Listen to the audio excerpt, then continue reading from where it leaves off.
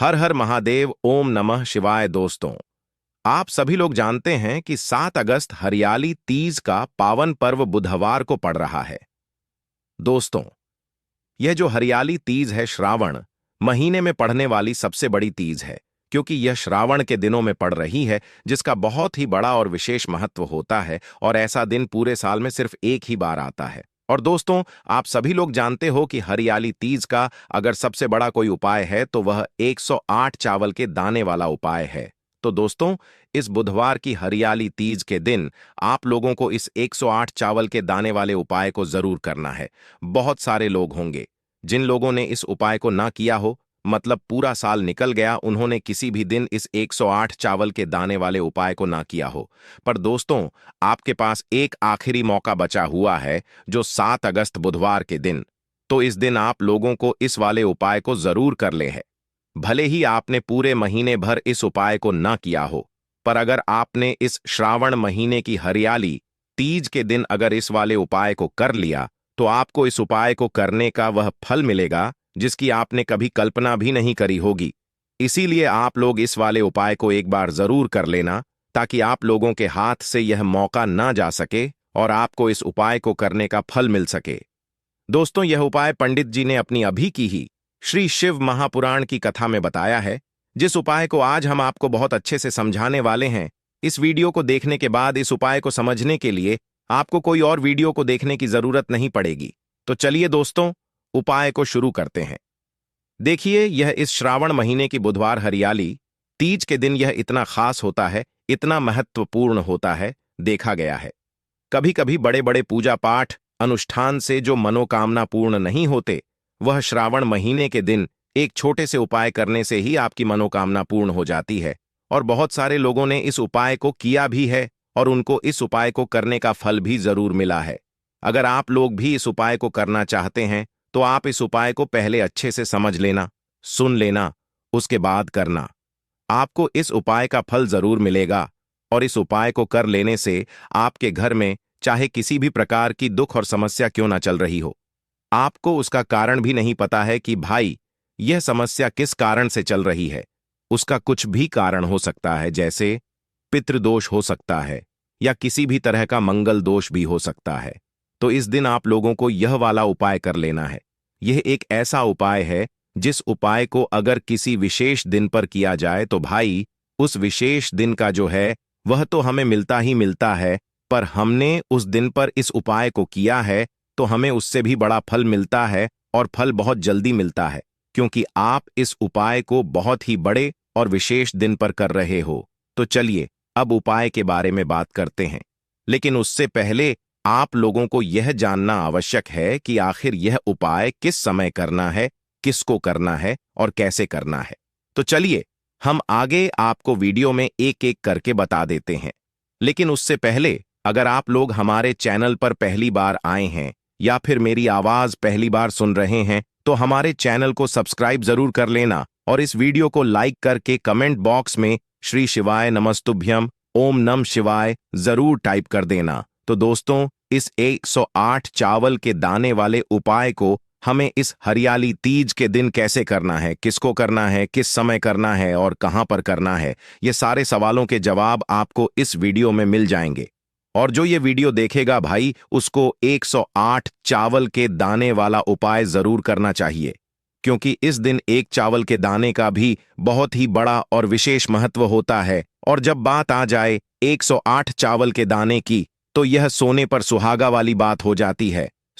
और यह एक बहुत ही बड़ा उपाय हो जाता है इस बुधवार हरियाली तीज का।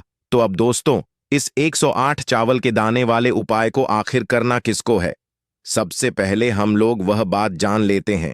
तो देखो, घर की जो बड़ी माताएं बहनें होती हैं, उन माताओं बहनों में से कोई भी एक बड़ी माता बहन इस वाले उपाय को कर सकती है। और दोस्तों, अगर आप चाहें तो अपने घर में से सभी सदस्यों को भी इस उपाय को करवा सकते हैं। अगर किसी व्यक्ति की खुद की कोई मनोकामना है, खुद की कोई दुख और परेशानी है जो कि वह अपने लिए ही करना चाहता है, इस वाले उपाय को तो वह खुद अपने लिए भी कर सकता है। बाकी अगर कोई घर में से ऐसा है जो कि अपने पूरे घर परिवार की सुख और शांति के लिए यह वाला उपाय करना चाहता है, तो भाई वह भी कर सकता है, उसमें भी कोई दिक्कत वाली बात नहीं है। कहने का मतलब यह है कि इस उपाय को हर एक सदस्य भी कर सकता है और पूरे घर परिवार के सदस्य के लिए घर की बड़ी माताओं बहनों में से कोई एक माता बहन भी कर सकती है।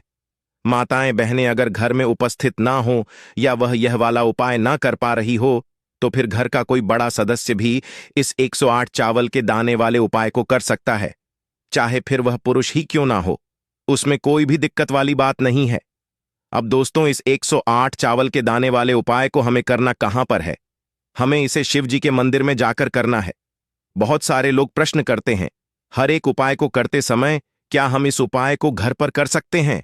तो इस वाले उपाय को आप घर पर नहीं कर सकते हो। इस वाले उपाय को करने के लिए आपको शिव जी के मंदिर ही जाना पड़ रहेगा। उसके बाद में दोस्तों, जो अगला प्रश्न निकल कर आता है वह यह आता है इस उपाय को लेकर कि आखिर इस उपाय को हमें किस समय करना है, सुबह के समय करना है कि शाम के समय करना है? तो देखो, इस वाले उपाय को आप लोग सुबह के समय भी कर सकते हो और शाम के समय प्रदोष काल में भी कर सकते हो। अब अगर आप पूछो कि भाई सबसे उत्तम समय कौन सा रहेगा इस 108 चावल के दाने वाले उपाय को करने का, तो हम आपसे बस यही कहेंगे कि इस उपाय को आप सुबह के समय करेंगे तो ज्यादा बेहतर होगा। बाकी अगर प्रदोष काल शाम के समय भी करेंगे तो भी अच्छा होगा, उसमें कोई भी दिक्कत वाली बात नहीं है। तो अब दोस्तों, जो अगली सबसे बड़ी और महत्वपूर्ण बात आती है वह यह आती है कि सुबह अगर हम उपाय को करेंगे तो हमें कितने बजे से लेकर कितने बजे तक के बीच में करना है, और शाम के समय प्रदोष काल में करेंगे तो हमें कितने बजे से लेकर कितने बजे के बीच में करना है। तो देखो, सुबह जितनी जल्दी हो सके आप उपाय को करने की कोशिश करना। बाकी अगर किसी कारणवश लेट भी हो जाओ, थोड़ी देर भी हो जाए, तो 10 या 11 बजे तक भी आप उपाय कर लेना, पर 12 बजे से ज्यादा देरी ना हो, ठीक है? इस बात का ध्यान रखना। उसके बाद में दोस्तों, अगर शाम के समय प्रदोष काल की बात करें, प्रदोष काल का जो समय होता है वह शाम के 6 बजे से शुरू हो जाता है। मतलब शाम के 6 बजे से लेकर 700 बजे के बीच का जो समय होता है, ये समय प्रदोष काल का समय होता है। पर अभी जो मौसम चल रहा है, इस मौसम में जो है शाम बहुत देरी से होती है, तो आप इस उपाय को 7 या 8 बजे के बीच में भी कर सकते हो।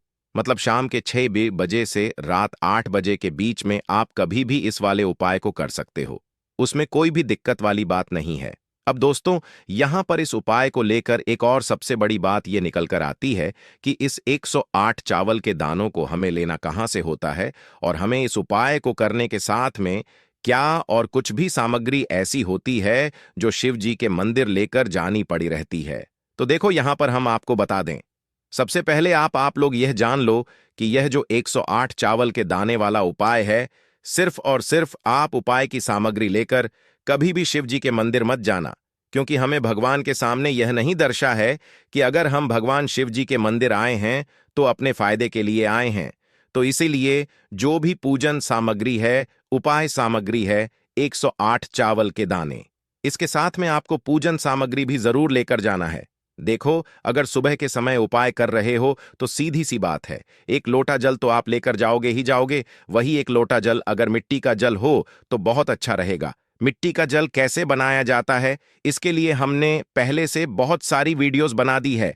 आपके पास इस दिन एक आखिरी मौका रहेगा मिट्टी का जल शिवजी पर चढ़ाने का और उपाय को करने का। बहुत बड़ा आपको इस दिन फल मिलेगा। तो इसीलिए इस दिन हो सके तो भाई, मिट्टी का जल चढ़ाना तो अपने साथ में कम से कम एक लोटा जल तो आपको लेकर जाना ही जाना है। अगर मिट्टी का जल नहीं है तो घर का जल भी आप इस्तेमाल कर सकते हो।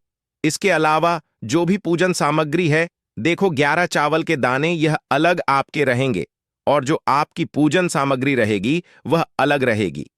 पूजन सामग्री में आप जो भी चीज लेकर जाना चाहे वह लेकर जा सकते हैं, उसमें कोई भी दिक्कत वाली बात नहीं है। वहीं अगर हम बात करें शाम के समय की, तो शाम के समय शिवजी पर जल नहीं चढ़ता है।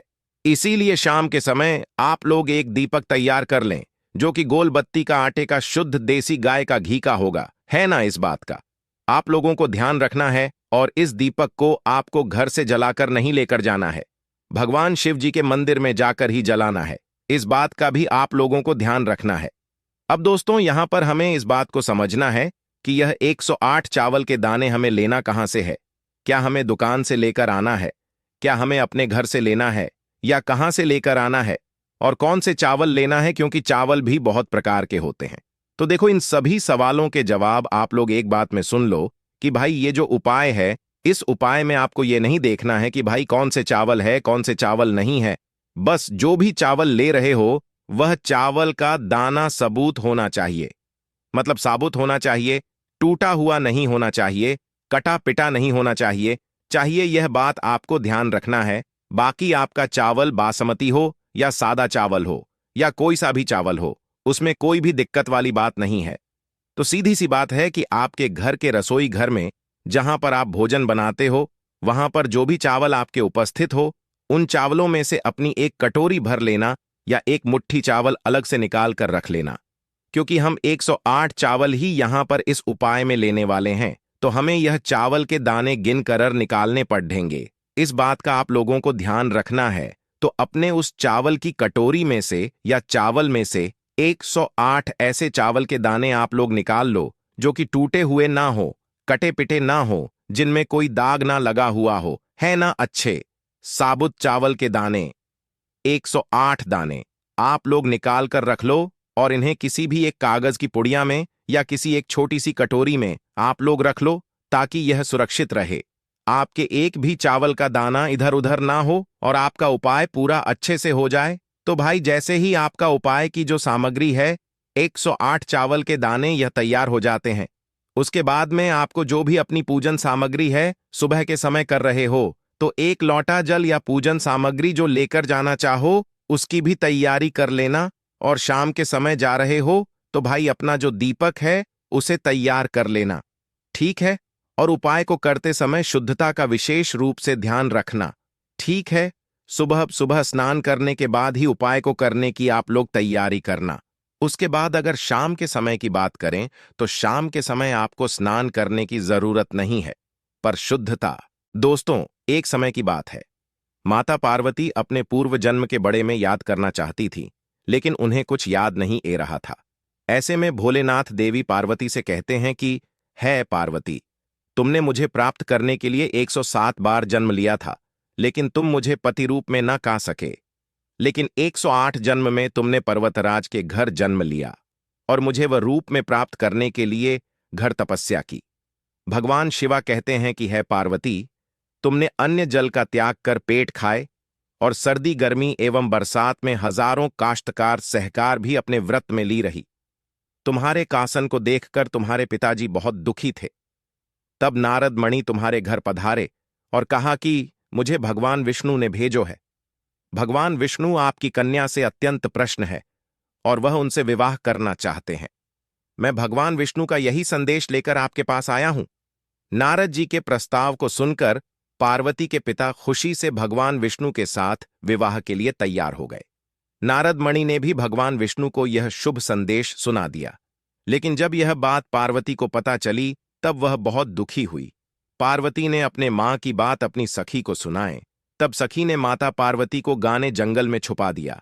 जब पार्वती के गायब होने की खबर हिमालय को पता चली तब उन्होंने खोजना में धरती पतले कर दिया, लेकिन पार्वती का कहानी पता नहीं चला, क्योंकि देवी पार्वती तो जंगल में एक गुफा के अंदर रेत से शिवलिंग बनाकर शिवाजी की पूजा कर रही थी। शिवाजी ने कहा है पार्वती, इस प्रकार तुम्हारी पूजा से मैं बहुत प्रसन्न हुआ और तुम्हारी मनोकामना पूरी की।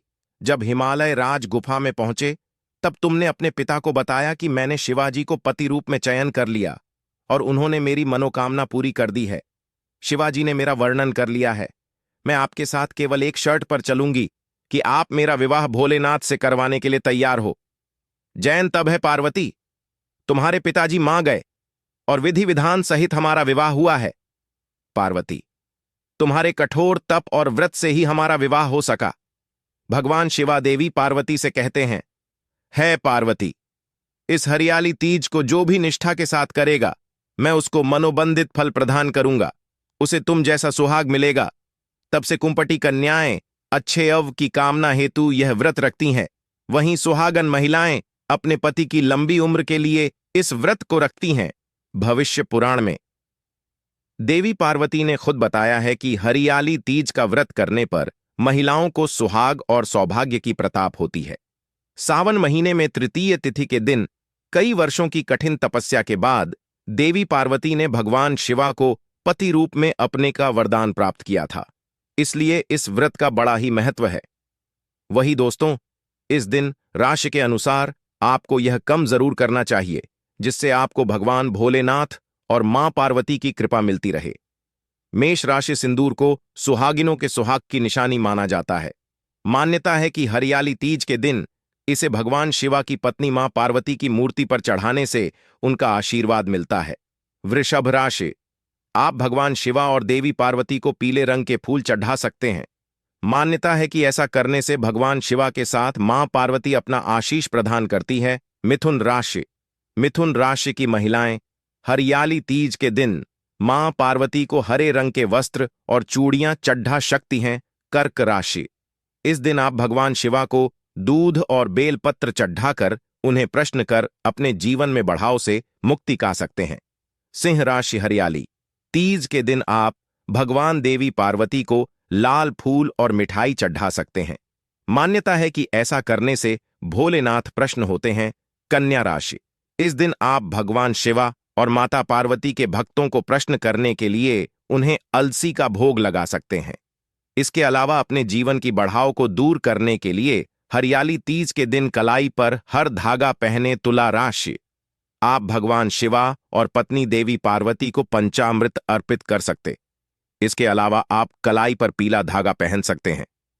वृश्चिक राशि, आप पूजा के दौरान भगवान शिवा और देवी पार्वती का आशीर्वाद अपने के लिए उन्हें चमेली के फूल चढ़ा सकते हैं। धनु राशि, भगवान शिवा और माता पार्वती को जल के साथ चंदन का मिश्रण छुड़ाना शुभ माना जाता है। मकर राशि हरियाली तीज के दिन आप भगवान शिवा को जल के साथ तुलसी के पेट भी चढ़ा सकते हैं। मान्यता है कि ऐसा करने से जीवन में खुशहाली आई है। कुंभ राशि, इस दिन भगवान शिवा को सफेद फूल के साथ साथ नारियल भी चढ़ा सकते हैं। मान्यता है कि ऐसा करने से भगवान शिवा की कृपा होती है। मीन राशि, इस हरियाली तीज पर आप भगवान शिवा और माता पार्वती को सफेद रंग की मिठाई के साथ साथ दूध भी चढ़ा सकते हैं। तो दोस्तों, आज की वीडियो में इतना ही आशा करते हैं। आपको वीडियो काफी अच्छी लगी होगी। वीडियो अच्छी लगे तो वीडियो को लाइक जरूर करें, शेयर करें और चैनल सब्सक्राइब करना ना भूलें। हर हर महादेव।